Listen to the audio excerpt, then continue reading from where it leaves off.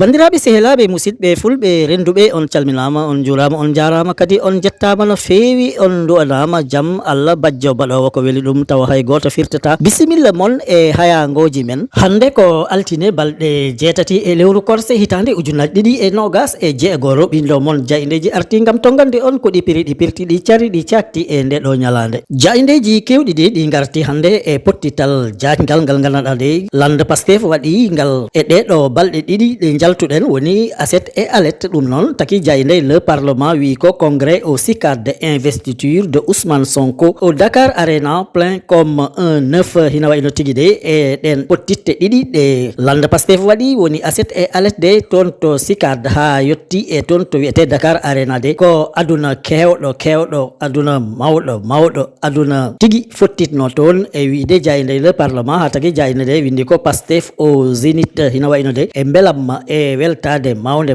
ɗum addani o lande biyeteɗo Pastef saabu noon Ousmane Sonko de kam tegama e hoore on ɗon lande e si noon ɓen arnoɓe ɓe kulleti hande kam tigui Ousmane Sonko heyni lande Pastef e si noon kam tigui woni e yeeso on ɗon lande jayinde ɓisdi hen ko Ousmane Sonko. Ce congrès est historique car il marque le passage du mouvement de rupture au parti de transformation historique hina wayno de kam Ousmane Sonko de ƴetti konngol e ɗen ɗon pottitte de wi ko congrès o kam hay goto wontamo yejjit e tarik politique nder Sénégal saabu wi ko ina wayno ko e goomu tokose ɗum fuɗɗirino hande noon ɗum yettima e lande jajɗo biyeteɗo parti de transformation historique hina wayno de ko ɗum tigui jayde le parlement addi hande e ɗerewol mum adunol jayde yorde gonɗini ɗum arti hen ko yaaji saabu windi ko premier congrès ordinaire du Pastef plébiscité Ousmane Sonko lance la feuille de route du Pastef pour 2029 ina wayno tigui kam on Ousmane Sonko mo ganduɗa de hombo jaɓana hombo yiɗa isi noon kam tigui tega e hoore landa Pastef de hina wayno kam Ousmane Sonko jolɗima lawol potgol rewe haade jottotoɗen e suɓgoji hoorejo lesdi Sénégal hitande ujunnaje ɗiɗi e nogas e jeenayyi noon tigui jayde ɓisdiri hen réélu à l'unanimité à la tête du parti Ousmane Sonko a profité du rassemblement historique de Diamniadio pour projeter ses troupes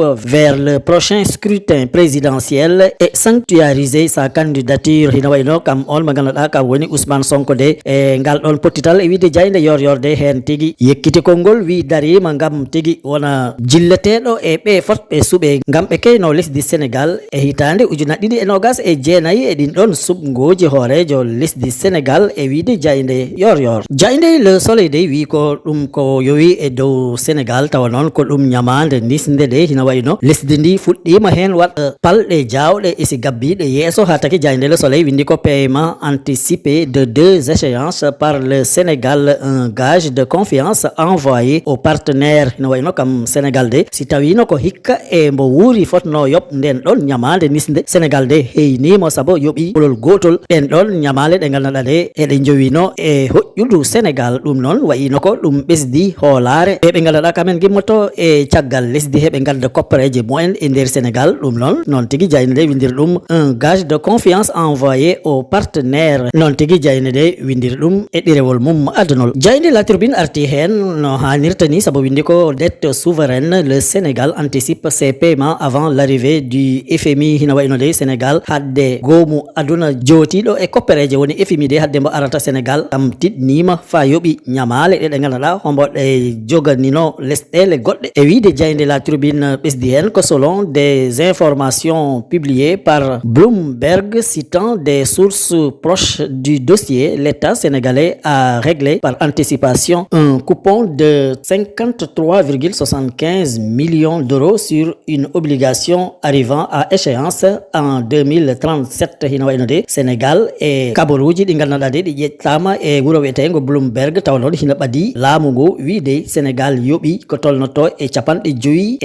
piccal 75 million ngaji tawa ko e koppareje Europe ɗum noon ko kalis kewɗo tawa Sénégal hombo mo fotno yoɓ siko en jottima e hitande ujunaje ɗiɗi e capanɗe tati e jeeɗiɗi wadde Sénégal fadani ha nden doori yoɓ ñamande nde de jogui jayde ɓesdi hen un second paiement de montant de 38,8 millions de dollars a également été effectué au titre d'une obligation libellée en dollars dont l'échéance finale est fixée en 2031 hina wayno de ñamande wonde nde Sénégal yoɓi de nde tolno e capanɗe tati e jeetati piccal jeetati million ngaji taw noon ko e dollar ɗum ne Sénégal yoɓi ɗum taw hombo fotno ɗum yoɓ siko en jottima hitande ujunaje ɗiɗi e capanɗe tati e go'o e wiide jayde la tribune jayde évidence de arti e ɗatgal ngal ganduɗa hoorejo lesdi Sénégal Bassirou Diomaye Diakhar Faye waɗi ngal toon to wuuro wiyetego Touba taw noon ko omo ganduɗa ka woni hande ceerno joɗaniɗo Serigne Touba Cheikh Ahmadou Bamba Khadimou Rassoul e nden ɗon jappere kam tigui jaɓɓi ɗum Serigne Mountakha Mbacké dey kam jaɓɓi Bassirou Diomaye Diakhar Faye e si noon du'anima ɗum e jaam o ɓe ganduɗa de kambo taki Bassirou Diomaye Diakhar Faye faɗɗo mum yahi ha toon e si noon kam on ɓe ganduɗa ka woni Serigne Mountakha de wi ko hanti kala ko woni jaam e ko fayi e jaam de kam wawi tata hen o ɓe ganduɗa ka woni Bassirou Diomaye Diakhar Faye noon tigui layri ɗum e nder ɗerewol adanol jayde l'évidence jayde li quotidien arti e ngal ɗon ɗatgal ngal Diomaye Faye waɗi toon to Touba Mbacké de hina wayno jayde li quotidien windi ko visite de condoléance à Touba Serigne Mountakha béni la démarche de Diomaye hina wayno de kam on ɓe ganduɗa ka woni Diomaye Faye jahnoɗo du'anade Serigne Mountakha Bassirou caggal de goto e mumen hawre e laƴal e nden tigui de o ɓe ganduɗa ka woni hande khalife général des mourides Serigne Mountakha du'ani Diomaye Faye e si noon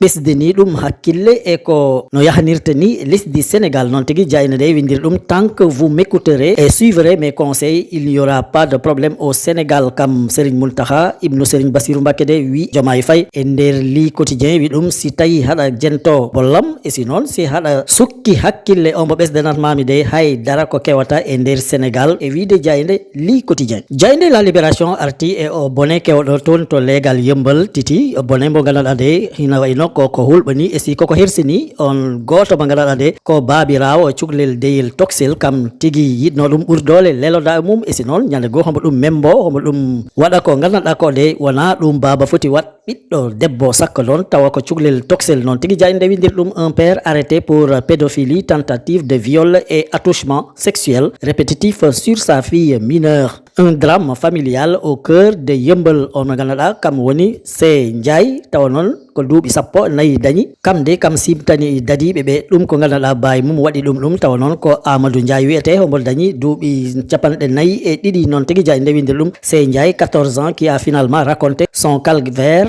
à sa grand-mère puis à sa mère victime de son propre père Amadou Ndiaye 42 ans avec qui elle vivait kam tigui on mo ganduɗa woni kurka debbo o de kam simtani mam mum ko baye mum waɗatno ɗum ko e si noon simtani ɗum yaye mum ha taki ɓen ɓe naɓi ɗum toon to dadiɓe gam ɓe jento ɗum e si noon Amadou Ndiaye de kam hina wayno ɓolatno kurkalel ngel hombo ngel membo e si noon hombo yiɗa lelodo e hegel e wiide jayde la libération gasnirten ko coftal ɓalli sabo jayde Vox Populi wi ko Kalidou Koulibaly sur la Coupe du Monde 2026 je rêve grand le Sénégal peut aller jusqu'au bout hina wayno de kam on mo ganduɗa kam woni Kalidou Koulibaly dey e ko yowati e desewal aduna hitande ujunaje ɗiɗi e nogas e jeego wi kam hombo hoyɗi Sénégal ma yetto yoɗɗo woɗɗi e ngal ɗon desewal sabo hombo jogui bawal mum coftal mum e si noon e himme mum e yidde mum e wiide jayde Vox Populi bandiraɓe sehilaɓe ɗum wonɗo seeɗa e komin gaddanno on e ko jaydeji ɗi dawi ɗi bindi hande tottodiren aadi ha sanga goɗɗo so weli Allah joom baɗe e bawɗe o